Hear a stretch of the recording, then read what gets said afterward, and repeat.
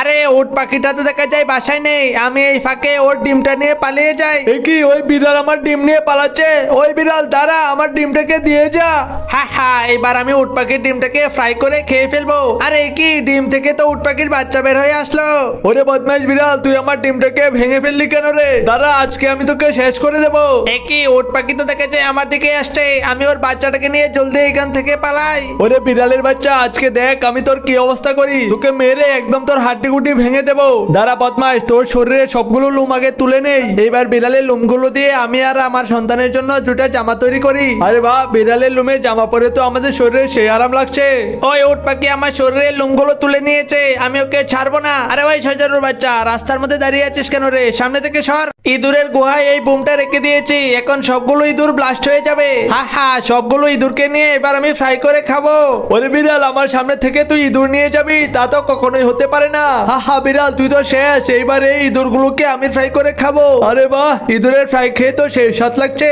আরে ওই সাদা প্রাণীটা আমাকে মেরে দিয়েছিল। হ্যালো বাঘ মামা, সাদা প্রাণীটা আমাকে মেরে আমার সবগুলো ইঁদুর কেড়ে নিয়েছে, তুমি তাড়াতাড়ি এসে ওকে শেষ করে দাও। ভাগিনা, তুই কোনো ভয় পাস না, আমি এখনই আসছি, ওকে একদম শেষ করে দেবো। একই বাঘের শব্দ শোনা যাচ্ছে, দেখি তো বাঘটা কোথায় আছে। ওরে বাবা, বাঘ তো দেখা যায় আমার দিকে আসছে। দাঁড়া বাঘ, এই গলতি মেরে তোকে এখনই শেষ করে দিচ্ছি। ওরে বাবা, কি হলো? হা হা, বিড়াল আর বাঘ, তোরা তো আমার সাথে কখনোই পারবি না রে, এই মরুভূমিতে আমি রাজত্ব করব। বাঘ মামা, ওই সাদা প্রাণীটার সাথে তো আমরা দুজন মিলেও পারলাম না, চলো আমরা বাড়ি ফিরে যাই, আমরা আরো শক্তিশালী হয়ে ফিরে এসে ওই প্রাণীটাকে একদম শেষ করে দেবো। বন্ধুরা, পরের পার্ট দেখতে চাইলে লাইক সাবস্ক্রাইব করে রাখো। মিষ্টি আলুর গাছে বেশি করে পানি দেই, তাহলে এই গাছে বড় বড় আলু হবে। হ্যাঁ হ্যাঁ মন্টু, তোমার গাছে সব আলু তো আমি খেয়ে ফেলবো। এইবার আলু আর বাদাম গাছের মধ্যেও আমি পানি দিয়ে দেই, তাহলে এই ফলনগুলো ভালো হবে। দাও মন্টু, বেশি করে পানি দাও। আর এদিকে আমি তোমার বাগানের সবগুলো ফল খেয়ে ফেলছি। এই যে মন্টু, তুমি তো বলেছিলে তোমার বাগানের সব ফলমূল আমার কাছে বিক্রি করে দেবে, এই যে নাও টাকা, এখন থেকে সব ফলমূল আমার।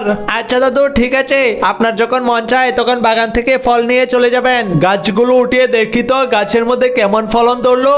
আরে মন্টু, তোমার এই গাছগুলোর মধ্যে তো কোনো ফলই নেই, তুমি আমার সাথে প্রতারণা করেছো কেন? আরে দাদু, আমি কোনো প্রতারণা করিনি, এমনটা কেন হলো আমি তো বুঝতেই পারছি না। দাঁড়ান, আমি মাটি করে দেখছি আমার ফসলের জমির নিচে কি রয়েছে। এই যে দাদু দেখুন, এই ইঁদুরগুলো আমার সব ফল নিয়ে খেয়ে ফেলেছে। আরে ওই ইঁদুরের বাচ্চা, তোর কারণে আমি ব্যবসার মধ্যে লস খেলাম রে। দাঁড়া, তোদেরকে ধরে নিয়ে আমি এখনই পানিতে ফেলে দিচ্ছি।